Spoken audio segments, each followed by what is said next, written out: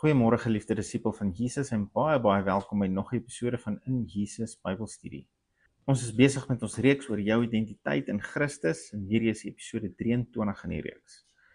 Ons het verlede week in diepte gesels oor ons identiteit in Jesus as seuns van God.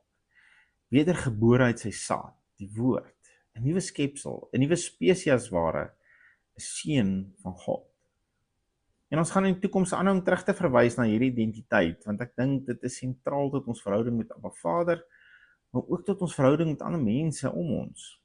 Hierdie week wil ek begin kyk na ons identiteit as geregverdig voor God in Jesus. Soos 2 Korintiërs 5:21 het uitdruk, die geregtigheid van God in Christus. Maar voor ons wegtrek, kom ons bid net eers saam. Here Jesus, baie dankie vir u woord en dat ons u woord kan vashou in ons hand en dat ons kan weet wat is u wil vir ons lewe. Help ons Here om ons gedagtes te vernuwe na die waarheid wat ons in u woord raak sien. In Jesus naam, amen. Ons sal nog herhaaldelik in die volgende paar weke na hierdie vers toe terugkom. Maar as jy jou Bybel by jou het, blaai saam met my na Romeine 5 vers 17. Hier is 'n groter waarheid as wat ek dink ons besef. Wel, ek begin al hoe meer agterkom dat ek nog nie 'n volle begrip van hierdie waarheid het nie. Want ek heers nog nie ten volle in my lewe oor alle omstandighede nie. Hier vanaf vers 12 begin Paulus 'n vergelyking tref tussen Adam en Jesus. Hoe dat Adam ons almal in sonde kom dompel het en hoe dat Jesus almal weer kom vrymaak het. Swil van tyd gaan ek nie nou deur elke vers werk nie, maar ek wil graag hier by vers 17 stil staan. Hy lees in die ou vertaling so. Want as ten gevolge van die misdaad van die een, en hierdie een is dan nou Adam, want as ten gevolge van die misdaad van Adam die dood geheers het deur Adam, en ek dink ons sal almal hier met my saamstem dat hierdie stelling 100% akkuraat is. Adam het gesondig en deur sy sonde het die dood gekom en die dood is vandag nog 'n werklikheid. Almal om ons sterf nog steeds 6000 jaar na Adam se oortreding. Nou sê Paulus onder leiding van die Heilige Gees dat veel meer sal hulle. Ons moet nie die konteks hier verloor nie. Veel meer is wat? Veel meer as die werklikheid dat die dood vandag nog heers as gevolg van Adam se sonde, nog 'n groter werklikheid. Veel meer sal hulle wat die oorvloed van die genade en van die gawe van die geregtigheid ontvang, in die lewe heers deur die een Jesus Christus. Kom ons maak hierdie punt net hier duidelik onder mekaar, sodat ons nie vorentoe hier oor struikel nie. Die vraag is nie hier of ons kan heers, of ons veronderstel is om te heers nie. So seker is die dood, nog meer seker, veel meer, is die feit dat ons sal heers in hierdie lewe deur Jesus. Ons moet nie hierdie mis nie. Dis nie 'n miskien of 'n miskien nie storie hierdie nie. Dis 'n uitgemaakte saak, selfs sekerder as die dood. Deur Jesus Christus sal ons in hierdie lewe heers. Maar, en hierdie is 'n groot maar, daar's 2 dinge wat ek en jy moet doen alvorens ons kan heers. En dis baie eenvoudiger as wat ons dink, maar is ook baie moeiliker as wat ons besef. Die woord sê ons moet 2 dinge ontvang om te kan heers. Dis al 2 dinge wat reeds vir ons gedoen en behaal is, ons moet dit net ontvang. Jy moet letterlik net jou hart oopmaak daarvoor en dit ontvang.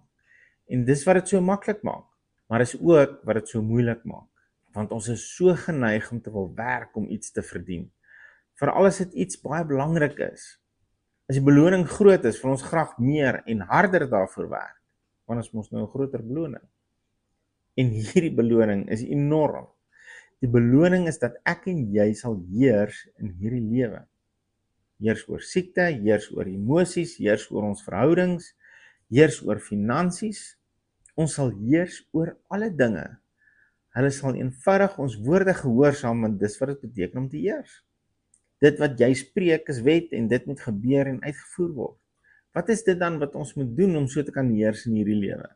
Die woord sê, ons moet die oorvloed van die genade en die geskenk van geregtigheid ontvang.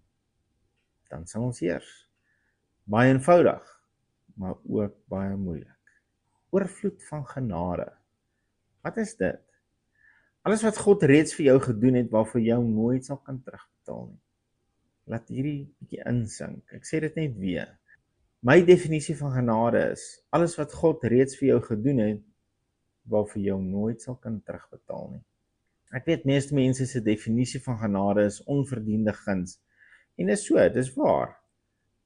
Maar vir my is God se genade ook iets wat buite my vermoë is om terug te kan betaal.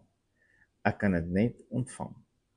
Maar ek kan niks doen om daarvoor te betaal nie. Dis die groot skei wat ons in ons gedagtes moet maak. Ek kan vir God dankbaarheid betoon vir sy oorvloedige genade, maar ek kan dit nooit terugbetaal nie. En meeste Christene sal nog met my saamstem hieroor. Maar dan kom die tweede gedeelte van hierdie teks.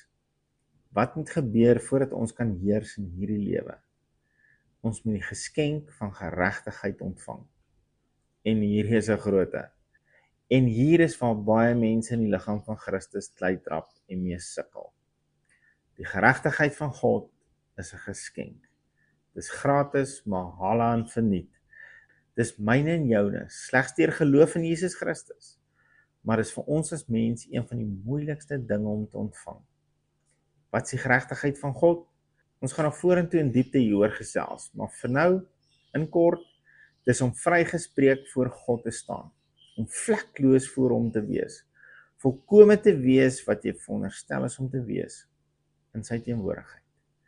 En hiervoor wil ons tog so graag soveel dinge doen, om daardie status te bereik. Volkome en vlekloos voor God.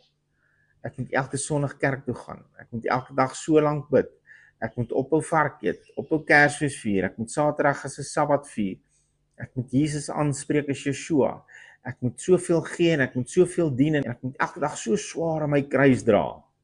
Die geregtigheid van God is nie iets om te bereik nie. Dis reeds bereik deur Jesus. Jy kan nie uit jou eie so regverdig wees soos wat God se heiligheid vereis nie. Net Jesus kon. En deur sy offer aan die kruis is dit vandag vir my en jou eenvoudig beskikbaar as 'n geskenk. Lees weer daai vers 17. Die geskenk van geregtigheid. Dis 'n geskenk, gratis en verniet. Maar dit word nie op jou afforceer nie. Jy moet dit ontvang. Soos enige ander geskenk. Vat dit, maak dit oop en gebruik dit. Dis hoe jy gaan heers in hierdie lewe.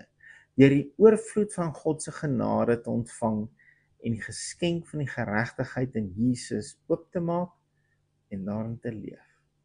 Mediteer bietjie oor hierdie skrif en wat dit vir my en jou beteken. Here, hierdie is so kort gedeelte, maar daar's soveel krag hierin. Help ons om die krag daarvan te kan sien en dat hierdie waarheid ons sal begin vrymaak daarvan om onsself voor U te probeer regverdig. Bid dit in Jesus se naam. Amen. As jy dalk iets gebed nodig het, is jy so welkom om ons te kontak.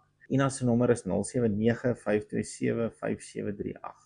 Of as jy dalk finansiëel by ons bediening wil betrokke raak, kan jy ook by Ina die details kry. Of jy kan na ons webwerf toe gaan by injesus.co.za. Geliefde van Jesus, in hierdie week hou jou oog op Jesus en jou neus in sy woord. Shalom.